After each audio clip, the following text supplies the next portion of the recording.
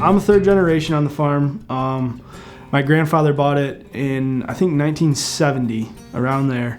And then my father bought it around late 80s, early 90s.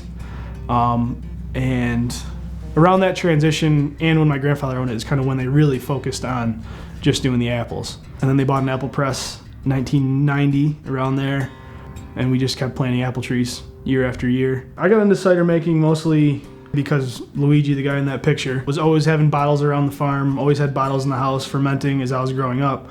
And as I got a little older, he couldn't really lift the barrels or the containers. So he would ask me, you know, can you give me a hand lifting these? I would ask questions, you know, I kind of took an interest. And I was pretty young too. I was probably, 8 or 10 years old.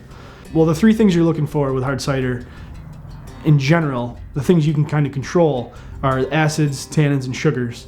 Most eating apples are not that unique. I mean, you can taste a Cortland and a Macallan, and everyone can taste the difference. But if you had a slice of apple in front of you without the skin and you didn't know what it was and you tasted it, it would be more similar than not. But with cider apples and with crab apples and things like that, and smaller wild apples, the differences are unbelievable. Most of my ciders are wild fermented, so I just use whatever yeast is in the air, whatever yeast is on the skins of the apples.